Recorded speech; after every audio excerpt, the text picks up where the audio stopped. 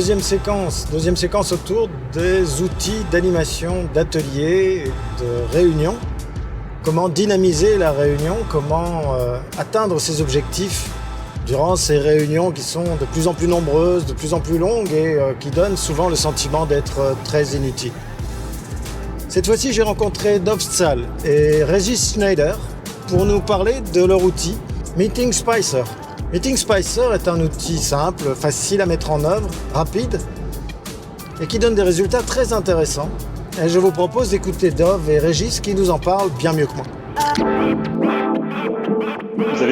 Vous avez déjà été en réunion? Est-ce que vous avez à chaque fois eu l'impression de gagner une heure de votre vie, par exemple? Eh bien, l'idée de Meeting Spicer, c'est de vous aider à faire en sorte que quand vous sortez d'une réunion, vous vous dites, j'ai gagné une heure de ma vie, en fait. C'est pour les cohésions d'équipe, pour l'équipe prend la responsabilité de leur gestion des temps, gestion des paroles, gestion des actions. Et la réunion, c'est un très bon prétexte pour que l'équipe apprenne de le faire. Donc, normalement, on lit des livres, on va aux formations et ça sert à rien parce que le seul temps pour changer quelque chose, c'est pendant que tu fais cette chose-là. L'idée, c'est qu'on prend 1 minute time-boxé à chaque réunion pour essayer vraiment de petites choses comme une équipe. Il faut que ce temps en réunion soit estimé comme étant efficace. Nous, on veut que les gens continuent à se réunir pour travailler. Par contre, on veut qu'ils se disent à un moment, je vais en réunion, génial, je vais pouvoir travailler. Et en fin de réunion, on se dit, génial, j'ai même gagné une heure de ma vie parce que cette réunion, elle m'a apporté et j'ai aussi apporté aux autres.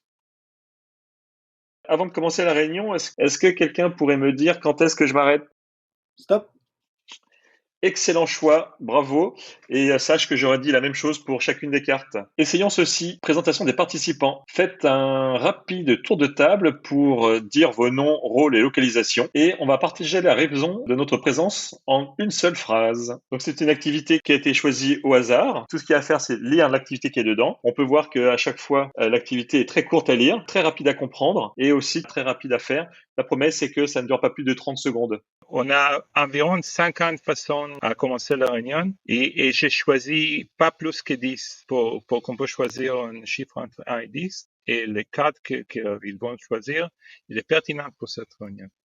Oui, c'est qu'en fait, cet outil, c'est un outil qui est une aide pour la personne qui veut aider le groupe à se prendre en main. On va aider le hasard pour faire en sorte que ce hasard tombe sur un concept sur lequel on veut faire travailler l'équipe. En fin de réunion, on va avoir des cartes rouges et avant de partir, laissons-nous 30 secondes pour choisir une activité. On va prendre 20 secondes de silence pour penser à quelle est la chose la plus importante que j'ai apprise lors de cette réunion.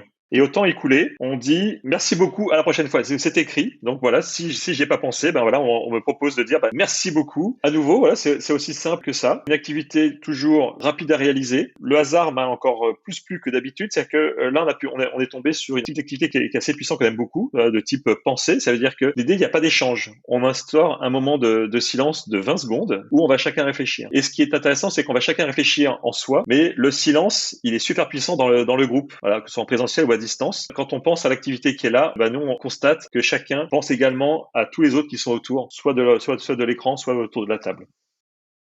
En début de réunion aussi, on peut également utiliser quelque chose qui est très puissant, ce sont les rôles délégués. On propose, est-ce que les personnes s'approprient un des rôles délégués, un rôle de facilitation. C'est donc une autre manière d'impliquer chacun des participants dans l'efficacité de la réunion pour que le temps de réunion soit le plus efficace possible. Gardien du temps, par exemple, on a une carte sous la forme d'un badge avec une explication qui est au dos. Et ce qui est intéressant, c'est que je montre à tout le monde que je tiens ce rôle. Et en même temps, moi, ça me responsabilise par rapport au groupe. Quand j'ai accepté de prendre ce rôle, je comprends que les autres attendent de moi à ce que je les aide, par exemple, sur la gestion du temps. Donc, ces rôles délégués sont assez puissants pour encore plus inclure chacun des participants dans l'efficacité de la réunion.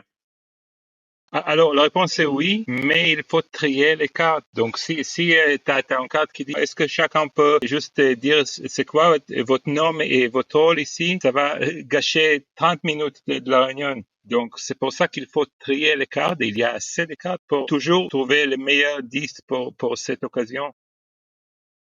Je partage cette activité-là. Accordons-nous 20 secondes de silence pour penser à est-ce que ma participation est obligatoire? Suis-je uniquement optionnel? Quel est mon rôle ici? Avec cette activité-là, très souvent, il y a des gens qui me disent mince, j'ai pas besoin d'être là. On me dit que je dois pas parler. Qu'est-ce que je dois faire? Et je suis toujours surpris parce que des gens ils sont perdus avec la réflexion qu'ils ont menée. On peut leur dire que finalement peut-être on est en train de leur susciter la réflexion comme quoi ils peuvent peut-être aller ailleurs, peut-être partir parce qu'ils sont peut-être pas utiles à cet endroit-là. Tu viens de réfléchir à quelque chose. Qu'est-ce que tu vas en faire? Quoi que tu fasses, ce sera génial à partir du moment où c'est en accord avec le reste des membres de l'équipe. Bonne anecdote, c'est que j'ai un ami que la première fois qu'il a essayé avec une équipe, ils ont choisi une carte qui dit aujourd'hui la réunion va se terminer 5 minutes avant l'heure. Ils étaient, c'est tout en fait. Donc ils ont pris le jeu. Depuis là, ils utilisent le jeu toujours. Donc si vous êtes un bon magicien, peut-être on peut forcer cette carte à la première fois qu'on utilise le jeu.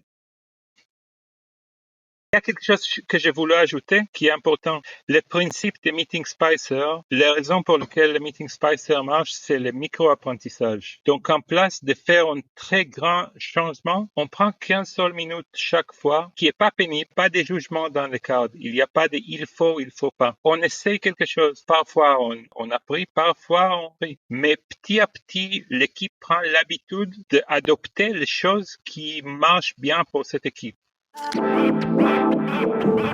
Alors comme vous le voyez, c'est un outil facile, simple à mettre en œuvre, à la portée de tout le monde en fait. C'est principalement l'équipe qui décide de ce qu'elle va en faire. Et on se pose alors la question de savoir est-ce que cette réunion est vraiment utile? Est-ce que cette réunion est indispensable? Est-ce que moi je suis indispensable dans cette réunion? C'est une question qu'on se pose très souvent et d'un moyen simple, très ludique, on arrive à finalement y répondre facilement.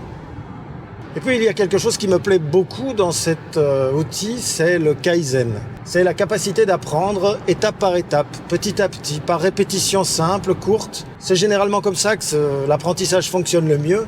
Alors cela va un peu à l'encontre des ambitions de management qui veulent des grands changements efficaces, puissants, rapides. Ici on va travailler petit à petit, par couches successives. Je vous mets évidemment tous les moyens de contact de Dov et de Régis dans la description. On se retrouve la semaine prochaine pour un autre outil, un peu différent cette fois-ci. Et d'ici là, n'oubliez pas, stimulez le système.